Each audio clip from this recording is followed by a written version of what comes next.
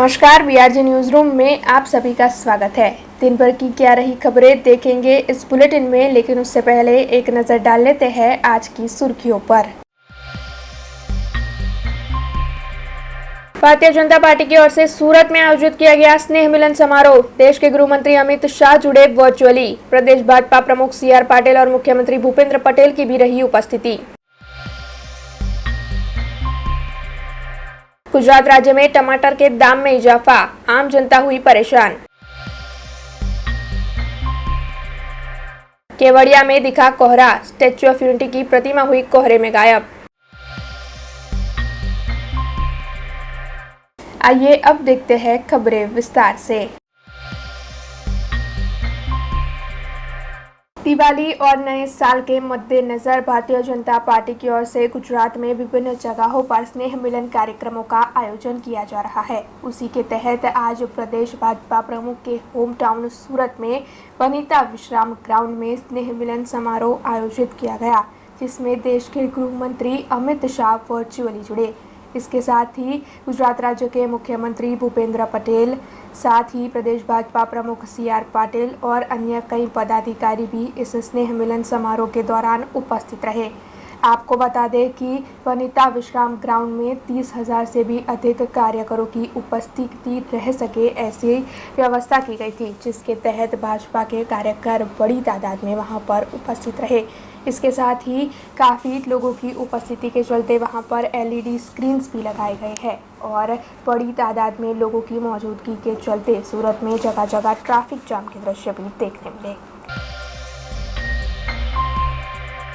वडोदरा महानगर पालिका की ओर से दीनदयाल अंत्योदय योजना के तहत फुटपाथ पर रहने वाले श्रमजीवियों के लिए नाइट शेल्टर, रैन बसेरा और भिक्षुक गृह बनाए जा रहे हैं, जिसके तहत इन सभी श्रमजीवियों को अब से नाइट शेल्टर में रहने की व्यवस्था मुहैया करवाई जाएगी। उसी के चलते लालबाग ब्रिज के नीचे जो भी परिवार फुटपाथ पर रहते हैं, उनके लिए लालबाग ब्रिज पर बने हुए नाइट शेल्टर की आज से शुरुआत करवा दी गई है। दरअसल कुछ दिनों पहले इस नाइट शेल्टर का लोकार्पण करवाया गया था, जिसके बाद आज से इन सभी श्रमजीवी परिवारों को नाइट शेल्टर में रहने जाने के लिए आदेश दे दिए गए हैं। ऐसे में महानगर पालिका की ओर से लालबाग ब्रिज के नीचे जो भी अवैध अतिक्रमण है उसे दूर करवाए जा रहे हैं और ये सभी श्रमजीवी परिवार अब नाइट शेल्टर में ही रहेंगे, जहां पर 200 लोगों के रहने का बंदोबस्त करवाया जा रहा है।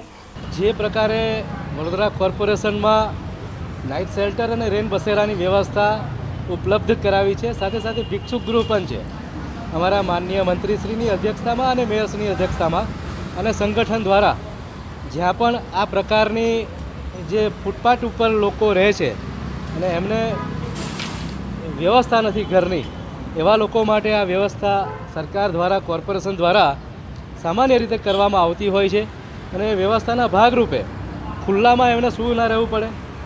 વ્યવસ્થા જે છે તેમાં ગાટલા, પલંગ, ખાવાની વ્યવસ્થા આ બધી જ સરકાર NGOના માધ્યમથી અમે કરી રહ્યા છે અને કોર્પોરેશન પણ એટલું સજગ રીતે આગળ વધી રહ્યું છે। અને એવા સમયમાં આપ જોઈ રહ્યા છો જે મિત્રોને જે રહેવાસીઓ છે ફૂટપાથ નીચે, ફૂટપાથ ઉપર સાઈડમાં બ્રિજ નીચે જે લોકો છે એમને સંવેદનતા સાથે શિફ્ટ કરવાની વાત છે, એમને હટાવવાની વાત નથી। ધારો કે એમની પાસે સરકારી પુરાવા નથી તો સરકારી પુરાવા પણ અમે એ સ્પોટ ઉપર કરીને એ લોકોને પૂરા પાડીશું। સાથે સાથે એમની રહેણી કરણીમાં સુધારો આવે। બાળકો જે છે, બાળકો રસ્તા ઉપર ગમે ત્યાં રખડતા હશે, એમને પણ વ્યવસ્થા પૂરી થાય, આ દિશામાં અમે કામ કરવાની તૈયારી સાથે આજે અહીંયા લાલબાગ બ્રિજ નીચે જે અમારું નાઇટ શેલ્ટર તૈયાર છે, ગઈકાલ રાતથી 152 લોકોને શિફ્ટ કર્યા છે। બાકીના લોકો જે અહીંયા છે એમને એની વ્યવસ્થા પૂરી પાડવા માટે એક સરકાર, કોર્પોરેશન અને NGOના આપણા પ્રેસના માધ્યમથી લોકોને પણ કહેવા માગીએ છીએ કે ગમે ત્યાં રહેવાની વ્યવસ્થા ન કરે, અમારી પાસે ध्यान દોરે, અમે એની વ્યવસ્થા પૂરી પાડીશું। આપણે જે ઊભા છીએ લાલબાગ બ્રિજ નીચે નવીન નાઇટ શેલ્ટર બનાવવામાં આવેલું છે તે જગ્યા છે। અહીંયા હમણાં ટૂંક સમય પહેલાં જ નવીન નાઇટ શેલ્ટરનું ઉદ્ઘાટન કરવામાં આવેલું છે। આ નાઇટ શેલ્ટરની કેપેસિટી 200 ઉપરાંત માણસોની છે। ત્યાં નવીન નાઇટ શેલ્ટરમાં લાઇટ, પંખા, સંડાસ, બાથરૂમ અને પૂરતી વ્યવસ્થા ગાદલાની વગેરેની કરવામાં આવેલી છે। લાલબાગ બ્રિજ નીચે જે લોકો ઘર વિહોણા હતા અને ઝૂંપડામાં રહેતા હતા એ લોકોને નવીન નાઇટ શેલ્ટરમાં સ્થળાંતરિત કરવામાં આવેલા છે અને તેમનો જરૂરી સામાન એ લોકો સામાન સાથે રાખી શકશે. એ ઉપરાંત વધારાનો સામાન છે અને જે ઝૂંપડા છે એ દૂર કરવાની કામગીરી વડોદરા કોર્પોરેશન દ્વારા કરવામાં આવી રહી છે. નાઇટ શેલ્ટરમાં સામાન્ય રીતે નાઇટ માટે વિસામો કરવાની વ્યવસ્થા હોય છે, નાઇટ માટે વિસામો કરવાની પૂરતી વ્યવસ્થા હોય છે. એ ઉપરાંત દિવસના એ લોકોને કામ ધંધો રોજગાર પર સામાન્ય રીતે જતા હોય છે, એટલે એ લોકોને નાઇટ શેલ્ટરની સાફ સફાઈ વગેરેની કામગીરી હોય છે, એટલે દિવસે એ લોકોની વ્યવસ્થા નથી હોતી. જે ફૂટપાથ પર જે લોકો ધંધો કરે છે તેને એ લોકોને હાલમાં કંઈક દૂર કરવાની કામગીરી હાથ પર નથી. જે લોકો ઝૂંપડાવાળા હતા એ માટે નવી નાઇટ શેલ્ટર બનાવવામાં આવેલું છે. એના જે સ્ટ્રીટ વેન્ડર્સ જે છે એના દબાણ અંગે નવી સ્ટ્રીટ વેન્ડર પોલિસી પણ જે ખાતા દ્વારા ભવિષ્યમાં અમલમાં આવશે તે વખતે એ લોકો માટે વ્યવસ્થા કરવામાં આવશે. અત્યારે 42 પરિવારો છે અને 192 થી 200 જેટલા સભ્યો છે. आम आदमी पार्टी के शहर प्रमुख के तौर पर पहले प्रतिमा पटेल कार्यरत थी, लेकिन अब जो खबर सामने आ रही है उसके मुताबिक शहर के आम आदमी पार्टी के प्रमुख के तौर पर पूर्व काउंसलर वीरेन रामी की नियुक्ति कर दी गई है। दरअसल आम आदमी पार्टी युवाओं को आगे बढ़ाने और प्रोत्साहन देने में मानती है और उसी के तहत युवा नेता को चुनते हुए आज वीरेन रामी की आम आदमी पार्टी के नए शहर प्रमुख के तौर पर नियुक्ति कर दी गई है। ऐसे में सभी आम आदमी पार्टी के कार्यकरों की ओर से नए शहर प्रमुख का अभिवादन किया गया और साथ ही ये बताया गया कि आम आदमी पार्टी के गुजरात के प्रदेश के प्रभारियों की ओर से ये फैसला लिया गया है। સૌપ્રથમ આમ આદમી પાર્ટી ગુજરાત પ્રદેશના તમામ નેતાઓનો ખૂબ ખૂબ આભાર માનું છું કે જેઓએ વડોદરા શહેરના પ્રમુખ તરીકે મારી નિયુક્તિ કરી છે.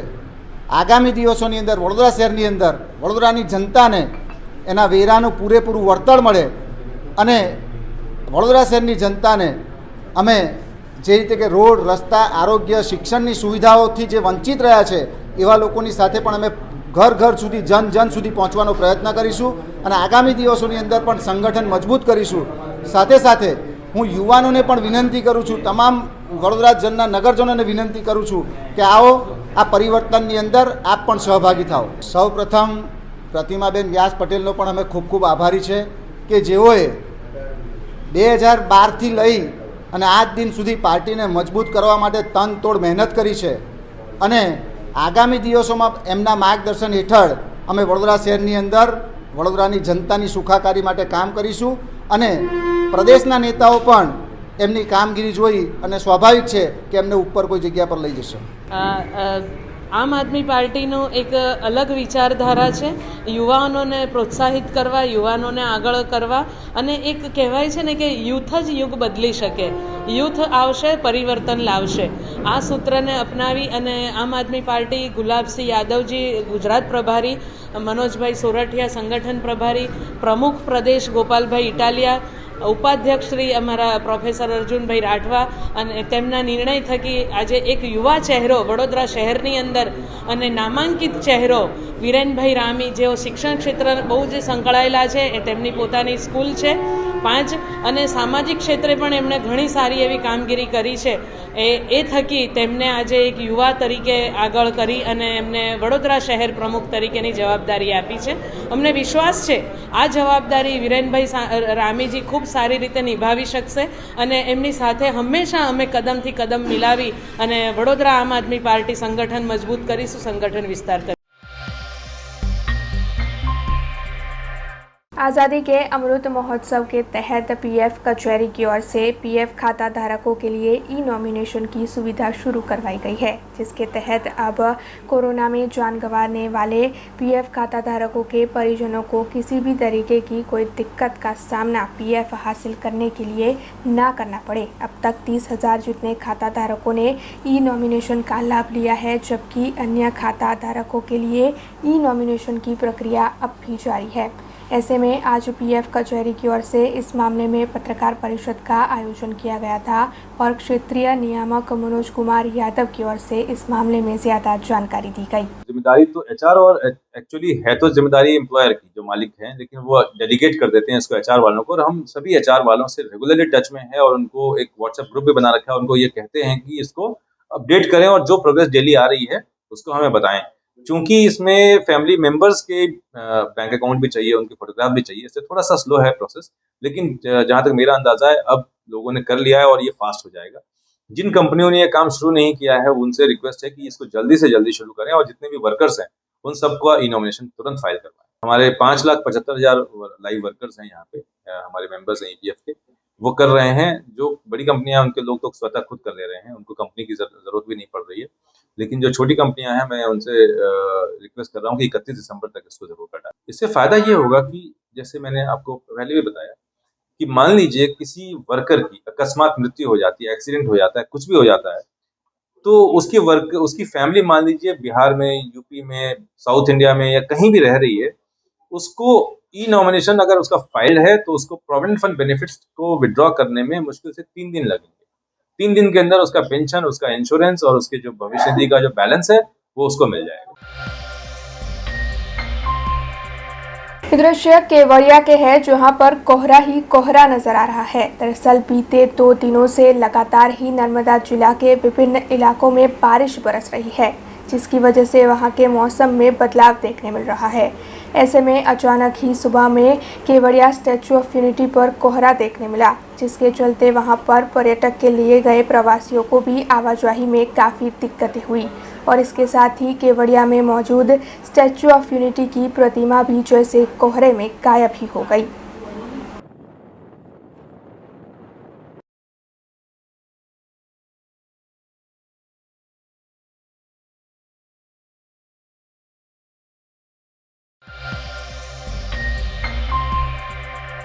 राजकोट महानगर पालिका की ओर से राजकोट में बढ़ती जा रही ट्रैफिक की समस्या को सुलझाने के लिए एक अनोखा फैसला लिया गया है, जिसके तहत अब राजकोट शहर में 25 अलग अलग जगहों पर स्मार्ट पार्किंग व्यवस्था खड़ी की जाएगी। दरअसल स्मार्ट सिटी के तहत स्मार्ट पार्किंग व्यवस्था खड़ी करने का फैसला राजकोट महानगर पालिका की ओर से लिया गया है, जिसके तहत अब राजकोट के निवासी ऑनलाइन बुकिंग करवाकर अपने लिए पार्किंग में एक स्लॉट बुक कर पाएंगे। इसके साथ ही एलईडी स्क्रीन्स भी रखवाए जाएंगे, जहां पर पार्किंग में जगह है या नहीं ये देखा जा सकेगा। वैसे राजकोट के म्यूनिसिपल कमिश्नर अमित अरोरा की ओर से 3 जगह जहां पर स्मार्ट पार्किंग खड़े किए जा चुके हैं उसका जायजा भी ले लिया गया है और जल्द से जल्द राजकोट में स्मार्ट पार्किंग व्यवस्था को शुरू करवा दिया जाएगा। આપણા જે સ્માર્ટ સિટી પ્રોજેક્ટ છે એમાં એક સેવોત્તમ પ્રોજેક્ટની અંતર્ગત આપણા એક સ્માર્ટ પાર્કિંગનો કોમ્પોનન્ટ છે, જેમાં સિટીના જુદા જુદા વિસ્તારમાં સ્માર્ટ પાર્કિંગ 25 જગ્યાએ વિકસાવવાનું જે તે વખતે ટેન્ડર કરીને નક્કી થયેલું હતું। એના પ્રૂફ ઓફ કોન્સેપ્ટ આપણે અત્યારે ચેક કર્યા છીએ, એટલે અને પ્રોટોટાઇપ આપણે જોઈને અમુક સુધારા નાના મોટા કર્યા છીએ, પણ મોર ઓર લેસ જે છે એને આપણે બીજી 25 જગ્યા પણ ઇમ્પ્લિમેન્ટ ઝડપથી કરવાનો પ્રયત્ન કરીશું। એમાં જુદી જુદી સુવિધાઓ આપણે આપીએ છીએ। ફોર એક્ઝામ્પલ આપણે QR કોડ વાલો ઓટોમેટિકલી વોલેટથી બુક કરી શકીએ પાર્કિંગ। LED ઉપર અને એપ ઉપર આપણને પાર્કિંગની ખાલી સ્લોટ્સની જગ્યા મળશે। ઓટોમેટિક બૂમ બેરિયરથી એનો એક્સેસ કંટ્રોલ થાય છે। જે પેમેન્ટ છે એ કાર્ડ હોય તો એપમાં વોલેટ હોય તો એના થકી થઈ શકશે। અને ત્યાં આપણે ઇલેક્ટ્રિક કાર્સ માટે 4 ચાર્જિંગ પોઈન્ટ્સ પણ પ્રોવાઈડ કરી રહ્યા છીએ। તો બહુ સારું એક ઇનિશિયેટિવ છે, જે આપણે ઉમ્મીદ કરીએ કે પાર્કિંગની જે પ્રોબ્લેમ છે એને સોલ્વ કરવામાં થોડું સહભાગી બનશે। અલગ અલગ સ્ટેપ્સ એમાં માણસ પહેલાં તો એપ ઉપર જોઈને એડવાન્સમાં બુક કરી શકશે સ્લોટ, અથવા ત્યાં જઈને ફક્ત ગાડીમાં બેઠા બેઠા સાઈડમાં બટન પ્રેસ કરીને એનું સ્લીપ મેળવી શકશે। ઓટોમેટિક એની એન્ટ્રી થશે। પછી જ્યારે એક્ઝિટ થાય તો જો એપ હોય તો એ જે પોતાની સ્લીપ આવી હશે અથવા QR કોડ જનરેટ થયા હશે એ એક્ઝિટ પોઈન્ટ ઉપર સ્કેન કરશે, તો જેટલો એનો ડ્યુરેશન છે અને હયાત જે પાર્કિંગ પોલિસી મુજબનો ચાર્જ છે એ ઓટોમેટિક એના વોલેટમાંથી ડિડક્ટ થઈ જશે, અથવા એમાં કાર્ડથી અને ઇવન કેશથી ઓટોમેટિક પેમેન્ટની સુવિધા પણ ચાર્જીસ જે આપણા હયાત અત્યારે છે એ રીતનું જ રહેશે। એ અત્યારે જે સિવિલ વર્ક જે છે એ આપણે કરીએ છીએ અત્યારે, અને આપણે બને એટલું વહેલું એને શરૂ કરવાનો પ્રયત્ન કરીએ। એમાં અમુક નાના મોટા સુધારા છે જે અત્યારે જે ડેમો માટે પહેલી એક સાઇટ આપણે એજન્સીને આપી હતી, એમાં નાના મોટા સુધારા છે, એ થશે એટલે નજીકના ભવિષ્યમાં આપણે શરૂ કરીશું। जूनागढ़ के केशोद में एक निजी कारखाने में कांग्रेस पार्टी की ओर से विस्तृत कारोबारी समिति मीटिंग का आयोजन किया गया। इसके साथ ही नए साल के चलते कांग्रेस पार्टी की ओर से स्नेह मिलन समारोह आयोजित किया गया, जिसमें कांग्रेस के केशोद के सभी अग्रणी और पदाधिकारी उपस्थित रहे। इसके साथ ही कुछ नेताओं ने अपने संबोधन के दौरान कार्यकरों को मिलजुल कर काम करने के लिए मार्गदर्शन दिया और साथ ही कई अन्य लोग भी इस दौरान कांग्रेस पार्टी में जुड़े, जिसका सभी की ओर से स्वागत किया गया। केशोद तालुका विस्तृत कारोबारी ना प्रमुख स्थाने अपना जिला कांग्रेसना प्रमुख नटू बापा, अपना बन्ने धारासभ्य धारासभ्य श्री આગેવાનો શ્રી શાલ ઓઢાડી અને એમનું સન્માન કરશે।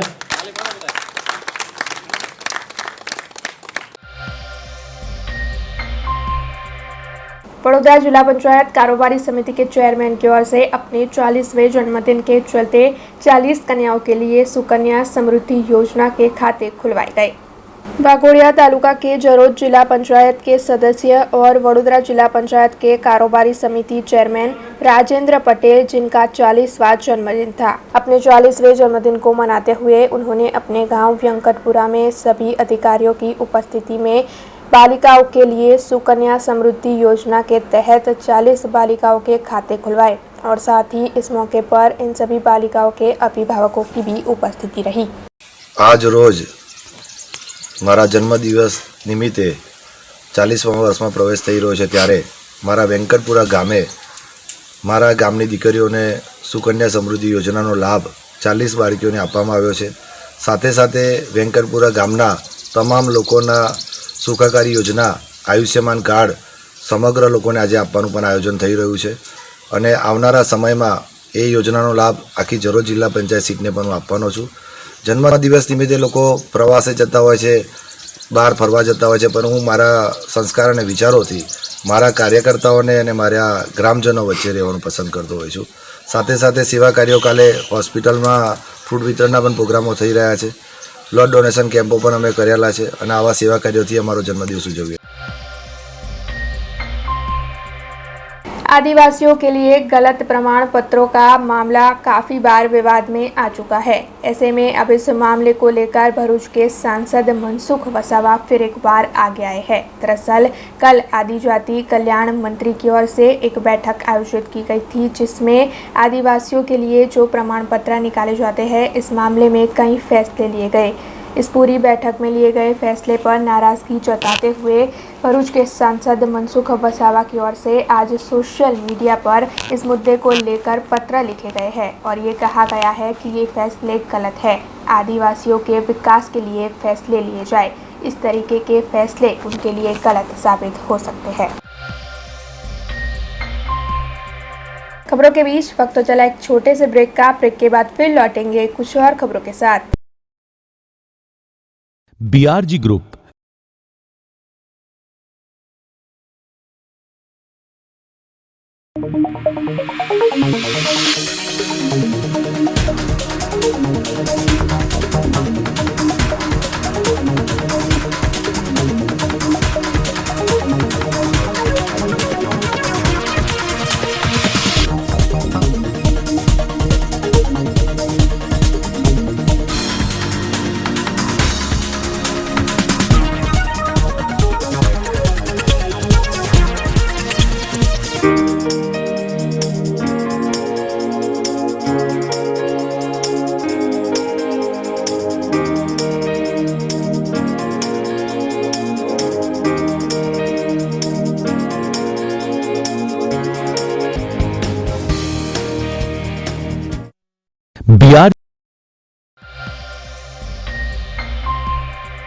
ब्रेक के बाद BRG न्यूज रूम में आप सभी का स्वागत है।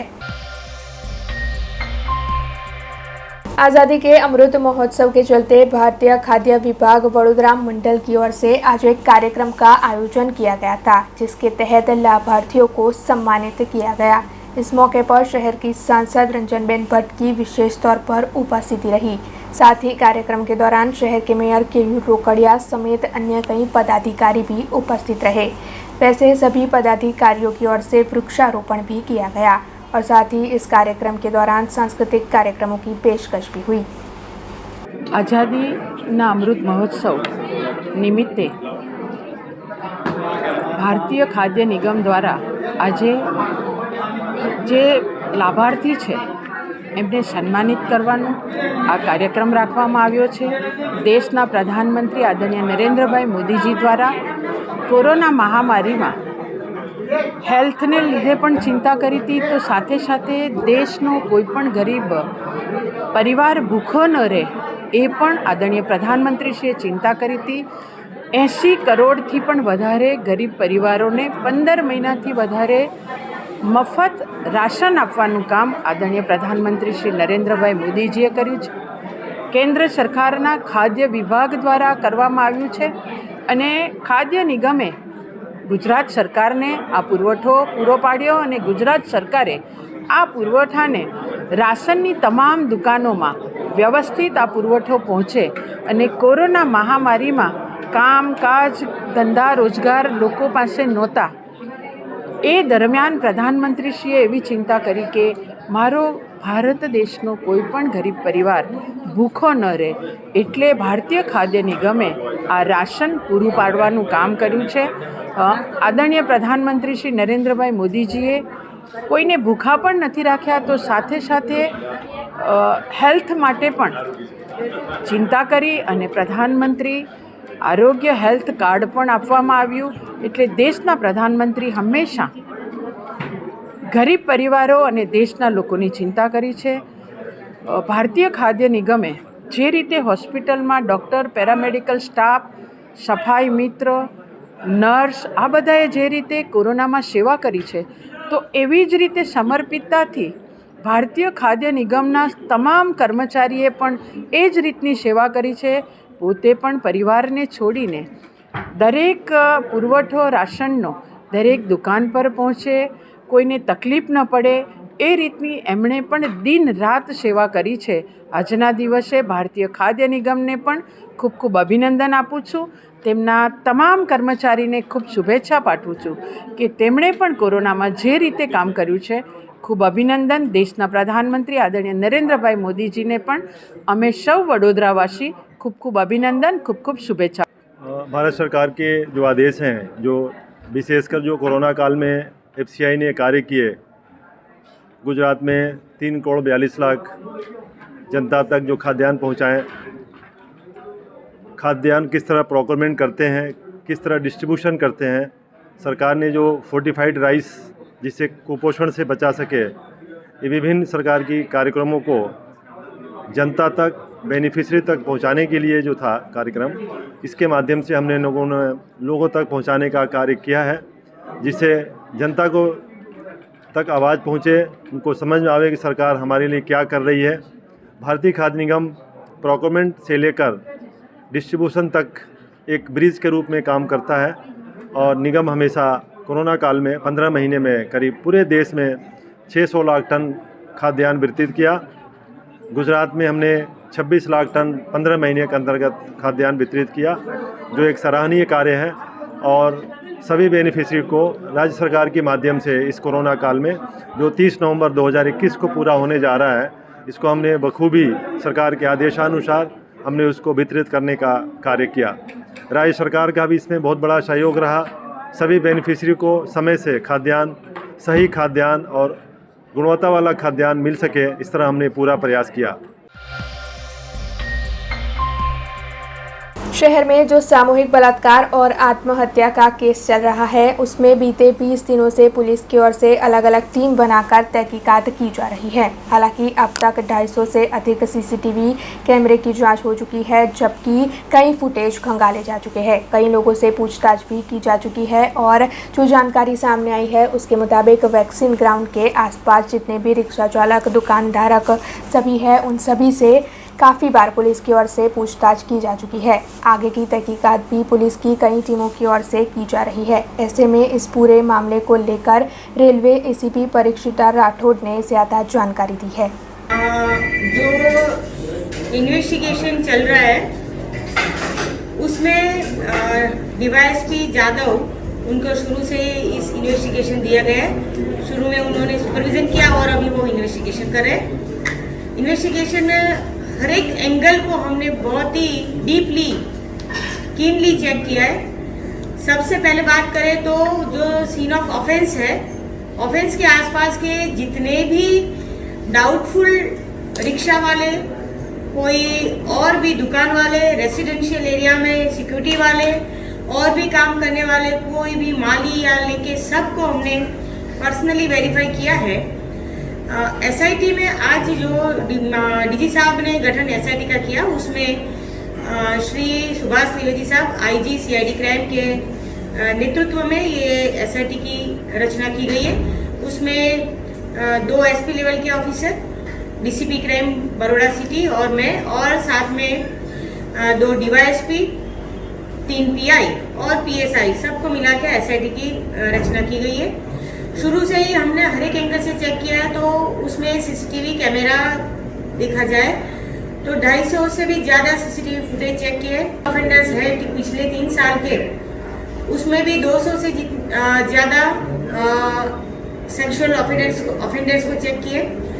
रिक्शा वाले, ऑटो रिक्शा वाले जो भी है, जुगनू एप्लीकेशन जो एक्ट है उसके रजिस्टर्ड रिक्शा वाले जितने भी हैं, आसपास के एरिया के जो पास में काम चल रहा है ऑफिस का काम, वहाँ के जितने भी वर्कर्स हैं जो आउट ऑफ बड़ौदा के, उनको जितने भी ऑफिसेस चल रहे हैं उनको, इनके एम्प्लॉय को, सबको पूरी बारीकाई से चेक किया गया है।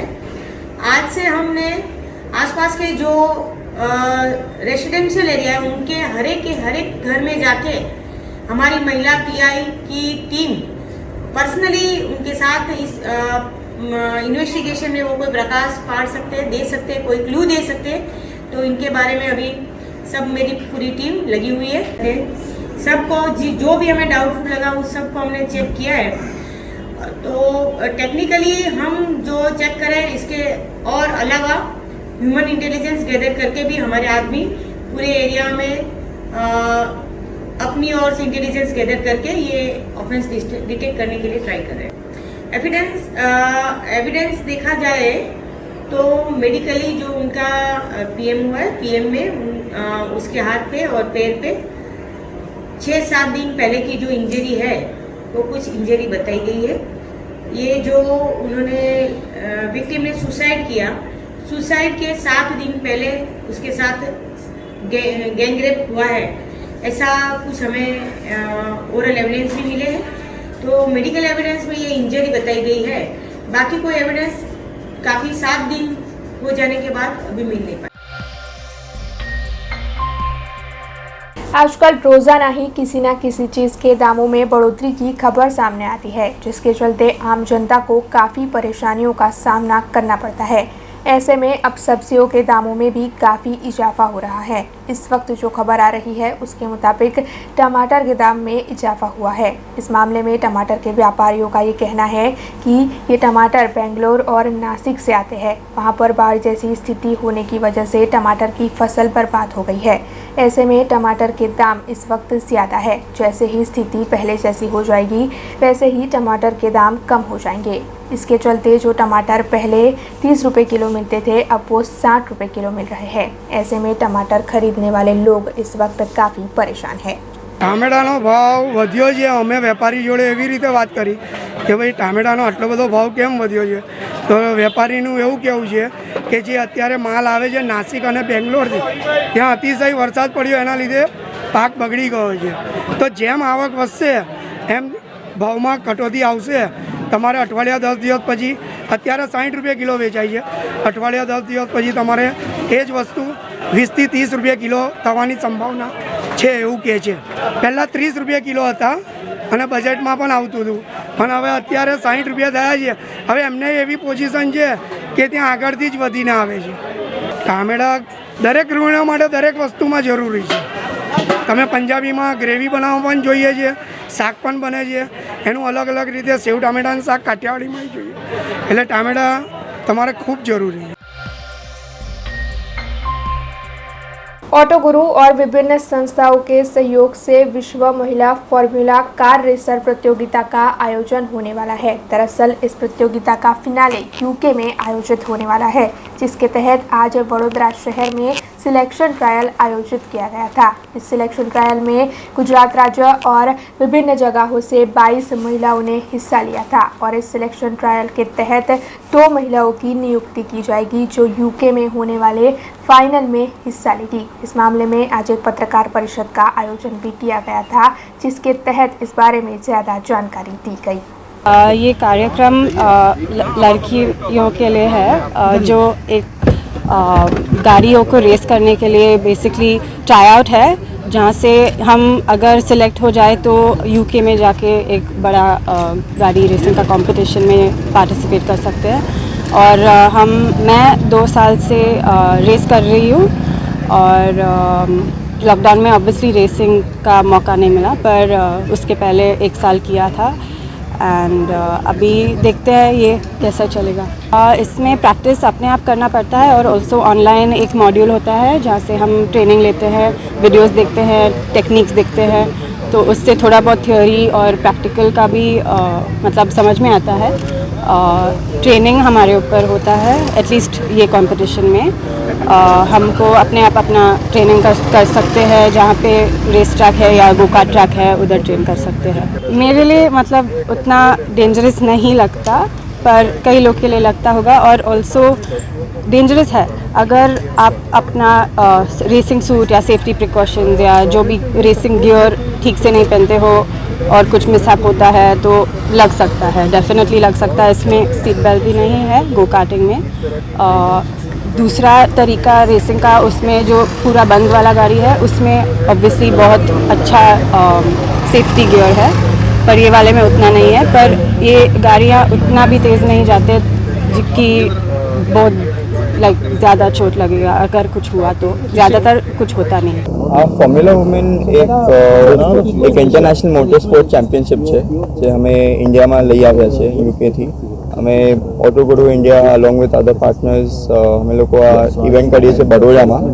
આ ઇન્ડિયાનું નેશનલ એસેસમેન્ટ છે 2021 માટે। અહીંયા 22 પાર્ટિસિપેટ કરવાના છે to qualify for the UK. એટલે અહીંયાથી 2 પાર્ટિસિપેન્ટ ક્વોલિફાય થશે યુકેના ટોપ 50 ગ્લોબલ ફાઇનલ્સમાં। આ કોમ્પિટિશનનું ચાર્જ 99 પાઉન્ડ્સ છે, જે બેસિકલી 10,000 રૂપીઝ કે 11,000 રૂપીઝના રેન્જમાં આવે છે। અને અહીંયાથી જે પણ પાર્ટિસિપેન્ટ ક્વોલિફાય થશે એમને ઓનલી ટ્રાવેલ એક્સપેન્સ બેર કરવાનું છે ટુ ધ યુકે। અને એના ઉપરાંત જે પણ કોમ્પિટિશન એક્સપેન્સીસ હોય કે ઇન્ટરનલ ટ્રાવેલ એક્સપેન્સીસ હોય એ બધું ફોર્મ્યુલા વુમેન બેર કરશે। આ જે કોમ્પિટિશન છે એમાં 22 મહિલાઓ પાર્ટિસિપેટ કરે છે। એમનું એજ 21 યર્સ ટુ 62 યર્સ છે। એવરેજ એજ છે અરાઉન્ડ 25 ટુ 26 યર્સ। અને અહીંયાથી એવું નથી કે ઓનલી મોટર સ્પોર્ટથી બધા આવે છે, બહુ અલગ અલગ બેકગ્રાઉન્ડથી છે। એવા પણ બેકગ્રાઉન્ડથી છે જે ઓનલી મોટર સ્પોર્ટને દૂર દૂરથી પણ ક્યારેય હાથ લગાડ્યું નથી। આ સિલેક્શન ટીમ અહીંયાની છે, લેડ બાય મિસ્ટર ચેતન શિવરામ, જે એક ઇન્ડિયન નેશનલ રેલી ચેમ્પિયન છે અને એ અમારા આ ઇવેન્ટના લીડ ટેકનિકલ અસેસર છે।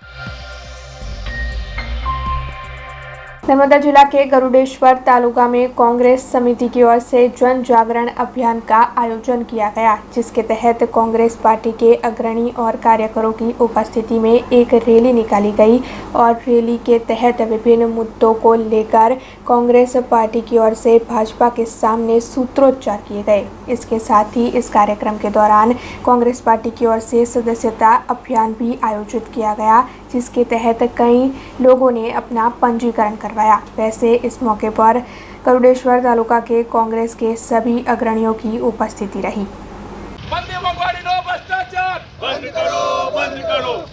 शिक्षणનો વેપાર બંધ કરો, બંધ કરો। शिक्षणનો ભાજપ તેરી તાનાશાહી નહીં ચલેગી, નહીં ચલેગી। હાય રે ભાજપ, હાય હાય, હાય રે ભાજપ। મારું મહેંગા તેલ ભાજપ તેરા કેસા ખેલ।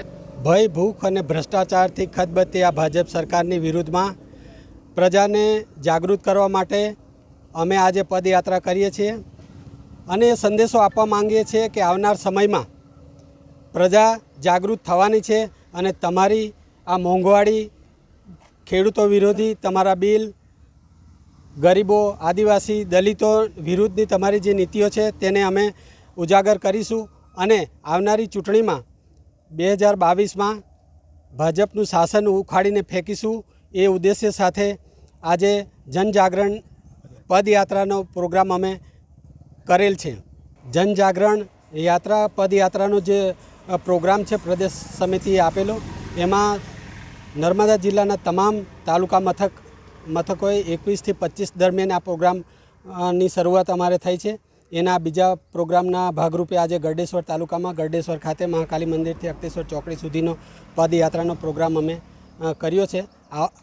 આવતીકાલે ડેડિયાપાડા અને સાગબારા મુકામે આ પદયાત્રા યોજવામાં આવશે. ભારતીય જનતા પાર્ટીના શાસનમાં ભ્રષ્ટાચાર ખૂબ જ વધેલો છે અને પેટ્રોલ ડીઝલનો અસહ્ય ભાવ વધારો, બેરોજગારીમાં વધારો, આ બધી જ બાબતો માટે અમે કોંગ્રેસે જનજાગરણ કાર્યક્રમ આપેલો છે અને એના ભાગરૂપે જ દરેક તાલુકા કોંગ્રેસ સમિતિઓ દ્વારા અમે પદયાત્રાનું આયોજન કરેલું છે.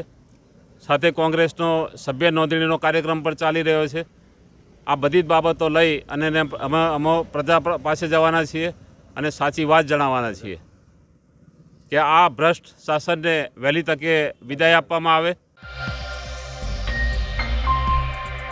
राजकोट से इस वक्त जो खबर सामने आ रही है उसके मुताबिक राजकोट में टमाटरों के दाम में काफ़ी इजाफा देखने मिल रहा है। दरअसल सब्जियों के दाम जब ठंड के मौसम में कम होने चाहिए, ऐसे में रोज़ाना जो चीज़ों के दामों में बढ़ोतरी हो रही है उसके साथ साथ सब्जियों के दाम भी बढ़ रहे हैं और टमाटर के दाम तो 80 से 100 रुपये किलो के आसपास पहुंच चुके हैं।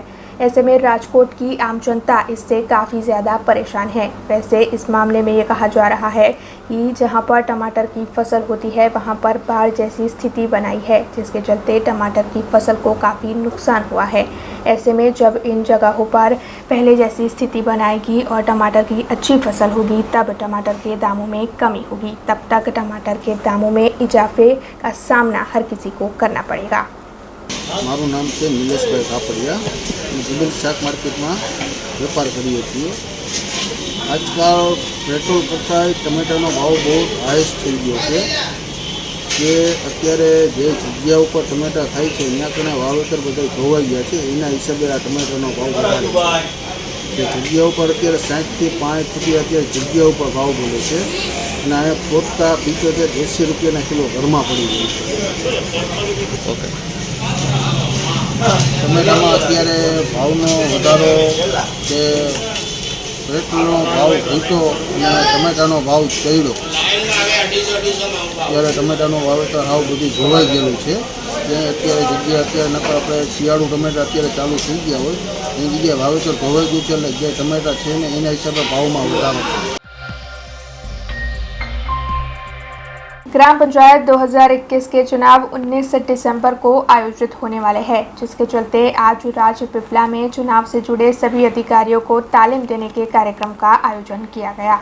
19 दिसंबर को ग्राम पंचायत के चुनाव प्रस्तावित है, जिसे लेकर सभी तैयारियां अब जोरों शोरों से शुरू कर दी गई है। दरअसल ग्राम पंचायत की चुनाव अच्छी तरीके से पूरी हो सके, इसीलिए राजपीपला में जिला चुनाव अधिकारी और मददनीश चुनाव अधिकारियों समेत 84 जितने अधिकारियों के लिए तालीम कार्यक्रम का आज आयोजन किया गया था। राजपीपला के डॉक्टर बाबा साहेब आम्बेडकर हॉल पर ये तालीम कार्यक्रम आयोजित किया गया था, जिसमें राज्य के चुनाव आयोग के अधिकारी और नांदोद के प्रांत अधिकारी केडी भगत के साथ वहां के जिला कलेक्टर DA शाह समेत कई पदाधिकारी मौजूद रहे और इस दौरान सभी अधिकारियों को चुनाव के लिए ज़रूरी हर तालीम मुहैया करवाई गई।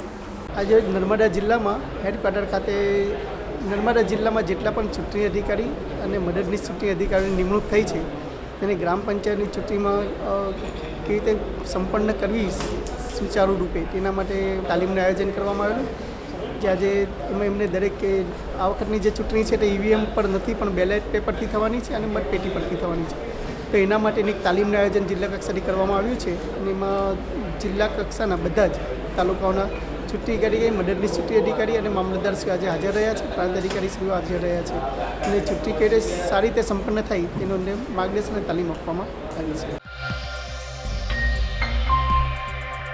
पालेज में प्रधानमंत्री आयुष्मान भारत योजना के तहत ई श्रम कार्ड वितरण और साथ ही आय के प्रमाण पत्र के वितरण का कार्यक्रम आयोजित किया गया. आज़ादी के अमृत महोत्सव के भाग स्वरूप विभिन्न कार्यक्रम आयोजित हो रहे हैं. ऐसे में प्रधानमंत्री आयुष्मान भारत योजना के तहत ई श्रम कार्ड और आय के प्रमाण पत्र के वितरण का कार्यक्रम पालेज में आयोजित किया गया था. पालेज में गुजराती बुनियादी कुमार शाला पर ग्राम पंचायत के सरपंच नसीम बानू सलीम वकील के अगुवाई में ये कार्यक्रम आयोजित हुआ था, जिसके तहत 160 ई श्रम कार्ड और 600 से 700 आय के प्रमाण पत्र वितरित किए गए. इस मौके पर वहां के सभी लोगों की उपस्थिति भी रही.